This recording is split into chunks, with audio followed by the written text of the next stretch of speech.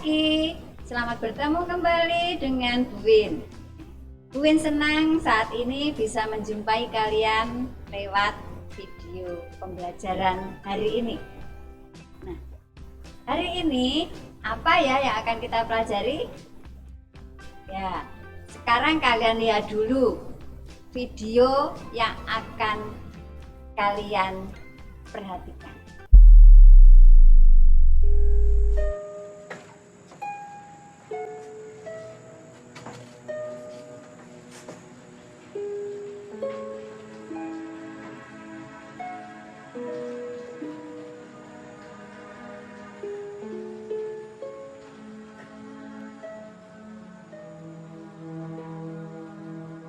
Menghadapi kemerdekaan tanpa cinta.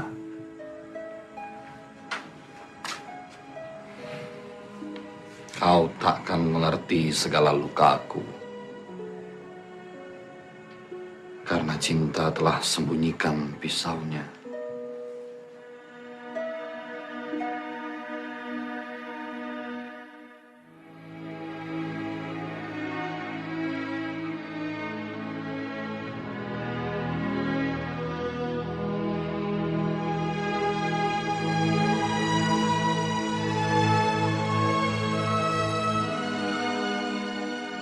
Bayangkan wajahmu adalah siksa. Sepian adalah ketakutan dan kelumpuhan.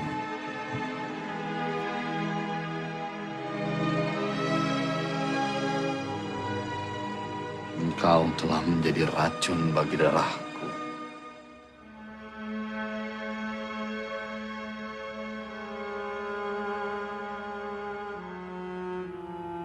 Apabila aku dalam kangen dan sepi, itulah berarti aku tungku tanpa api.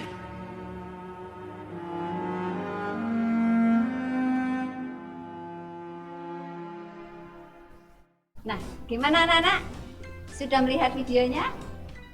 Nah, sekarang apa kira-kira yang akan kita pelajari hari ini? Iya, betul. Kita akan belajar tentang puisi. Unsur-unsur yang ada dalam teks puisi. Ya. Kalau minggu lalu kita sudah belajar tentang pengertian puisi. Kita sudah belajar tentang jenis-jenis puisi. Kita sudah belajar tentang ciri puisi. Nah, kali ini kita akan belajar tentang unsur-unsur dalam teks puisi. Tadi kalian sudah melihat video ya, puisi yang dibawakan oleh W.S. Rendra yang berjudul apa? Iya betul, kangen. Nah, bagaimana? Senang kalian mendengarkan puisi itu? Ya bagus, senang ya. Karena apa? Karena terdengar sangat indah sekali bahasanya. Nah, kalau kemarin kita sudah belajar pengertian puisi, nah sekarang Bu Win bertanya lagi, coba masih ingat gak? Apa sebenarnya puisi itu? Ya betul, puisi adalah apa? Karya sastra yang dituangkan dalam bentuk bait-bait dengan bahasa diksi, memakai bahasa diksi. Nah, itu puisi. Nah, sekarang mari kita akan belajar tentang unsur-unsur puisi. Apa saja unsur puisi itu? Siapa bisa? Ada yang bisa mengerti atau sudah tahu unsur puisi itu apa saja? Ya, sekarang perhatikan. Oke, unsur-unsur puisi. Yang pertama kita lihat dari struktur fisik puisi. Yang kedua, struktur batin puisi. Itu unsurnya. Nah, sekarang apa saja unsur yang dimaksud dengan struktur fisik puisi itu, ya, yang dimaksud yang pertama apa saja itu? 1. Diksi. 2. Tipografi. 3. Majas. 4. Kata konkret. 5. Imaji atau citraan. Yang keenam adalah rima atau frasa. Ya. Nah, sekarang kita akan bahas satu persatu. Apa itu diksi? Ya. Diksi itu adalah pilihan kata. Jadi pilihan kata yang menarik. Ya, jadi seorang penulis itu memilih kata-kata yang menarik sehingga bisa dipahami oleh pendengar. Kalau kita lihat tadi puisinya W.S. Rendra, salah satu penulis puisi terkenal di negeri kita ini, nah, diksinya di situ jelas, sangat jelas sekali, ya, dapat dipahami oleh banyak orang, dapat dipahami oleh si pembaca. Nah, yang kedua tipografi. Kalau kalian yang biasa nulis WA misalnya, oh salah tipe, nah itu artinya salah tulis. Nah salah tulis itu artinya apa? Kalimatnya salah mungkin, hurufnya salah mungkin. Nah itu. Nah sekarang tipografi di sini adalah susunan kalimatnya, jenis huruf yang dipakai, barisnya berapa baris dan sebagainya. Ya. Nah itu namanya tipografi. Kemudian yang berikutnya adalah majas. Majas itu apa? Sama dengan apa? Gaya bahasa.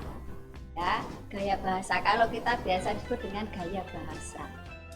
Nah, gaya bahasa di sini fungsinya untuk memperindah suatu puisi, ya, supaya terlihat cantik puisi itu, terlihat indah didengar dan menarik. Nah, itu namanya majas. Kemudian berikutnya adalah kata konkret itu adalah kata yang bisa menimbulkan imajinasi si pendengar. Nah, dalam puisi yang dibacakan oleh W.S. Rendra tadi, kalian coba perhatikan kalimat yang mengatakan, engkau telah menjadi racun bagi darahku. Itu konkret ya. Jadi apa? Artinya apa di situ? Menjadi racun artinya ya sangat apa? Meracuni atau sangat mempengaruhi. Ya, konkret menjadi racun, menjadi bencana pada dirinya. Yaitu konkret, nyata. Terima adalah pengulangan bunyi. Dalam sebuah puisi, kadang kita menjumpai adanya pengulangan bunyi. Contoh dalam puisi Kangen tadi, W.S. Rendra, kau tak akan mengerti bagaimana kesepianku. Kau tak akan mengerti bagaimana lukaku. Nah, kau tak akan mengerti, itulah yang disebut terima, karena diulang 2 kali. Paham anak-anak? Anak-anakku semua, berikutnya adalah imaji atau citraan. Imaji adalah hayalan atau penggambaran. Ya. Nah, citraan itu ada beberapa. Yang pertama adalah pergerakan. Ya. Citraan penglihatan. Kalau penglihatan itu berarti mata yang dipakai. Citraan penciuman berarti hidung yang dipakai. Kemudian citraan pendengaran, telinga. Kemudian citraan perasa, mulut kita atau lidah kita. Kemudian citraan peraba, kulit atau tangan kita. Nah, dalam puisi W.S. Rendra itu yang dipakai adalah citraan penglihatan. Ya, citraan penglihatan.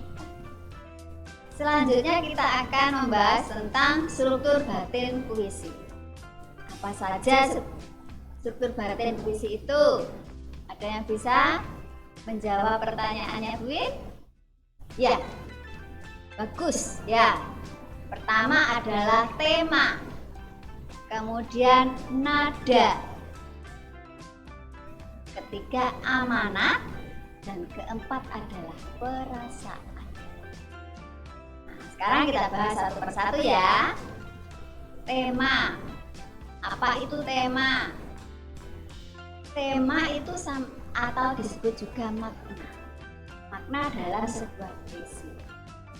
Makna yang tertulis atau secara tersirat ya, makna tersirat dari sebuah puisi, makna tersirat. Jadi apa maknanya atau tema dari puisi itu tertulis secara tersirat. Kita bisa mengenalnya makna atau tema itu secara tersirat. Nah, berikutnya adalah nada. Pernah mendengar nada? Kalau menyanyi ya, kalau menyanyi kita harus memakai nada yang benar ya, karena nada itu bisa mempengaruhi pengertian atau memahami sedang apa si penyanyi itu. Nah, dalam puisi ini kita juga mengenal nada. Nah, nada itu adalah untuk ya mengajak pendengar mengenal apa yang dilakukan oleh pembaca, apa yang ingin disampaikan oleh penulis. Nadanya bagaimana? Nadanya puisi yang dibuat itu bernada marah, bernada bahagia, bernada ajakan, dan sebagainya. Ya, itu nada. Nah, berikutnya adalah amanat. Dalam puisi pun ada amanat. Jadi tidak hanya cerpen, tidak hanya novel. Nah, dalam sebuah puisi pun kita menjumpai amanat. Nah, amanat itu apa kira-kira? Ya, hampir sama dengan amanat yang ada di dalam novel, di dalam cerpen pengertiannya. Apa? Betul. Amanat yaitu pesan yang ingin disampaikan penulis kepada pendengarnya. Ya, jadi pesannya apa puisi itu? Nah, kalau dalam puisi Rendra tadi Kangen, nah judul Kangen tadi, pesan yang disampaikan apa anak-anak? Ya betul, Rendra, W.S. Rendra ingin menyampaikan kerinduannya, rindu kepada bangsa dan negara, rindu kepada orang-orang yang dirindukannya. Nah, jadi rindu ya, penyampaian pesannya rindu. Berikutnya adalah perasaan. Perasaan itu adalah rasa yang ada dalam hati penulis yang diungkapkan dalam sebuah sajak. Ya, jadi misalnya ingin perasaannya atau suasana hatinya ingin rindu, sedang rindu kepada seorang, maka puisinya atau sajak-sajak yang ditulisnya itu adalah tentang kerinduan kepada seseorang. Kemudian misalnya isi hatinya sedang bergembira, nah puisi yang disampaikan, yang ditulis itu tentunya juga sesuatu yang bahagia atau menggembirakan. Paham anak-anak? Oke. Nah, dari semua yang sudah kita pelajari ini, tentunya ini akan bisa menjelaskan kepada kita bahwa puisi itu mempunyai juga unsur-unsur pembentuk puisi supaya puisi itu bisa terlihat indah, bisa terlihat nyaman, cantik jika diungkapkan dalam sebuah tulisan. Anak-anak, dari pelajaran ini bagaimana? Kalian sudah paham atau masih belum jelas? Oke, kalau nanti misalnya kurang jelas, kalian bisa memutar kembali video ini ya, diulang lagi sampai kalian paham ya. Nah, sebagaimana biasanya setelah pembelajaran ini kalian tetap memperoleh tugas ya. Silakan kalian melihat tugasnya di Google Classroom yang sudah ditulis atau di-share di sana. Oke, baik. Terima kasih anak-anak untuk pertemuan hari ini. Tetap semangat ya, tetap jaga kesehatan. Jangan patah semangat karena kalian adalah anak-anak yang luar biasa. Oke. Sampai di sini. Sampai jumpa. Terima kasih.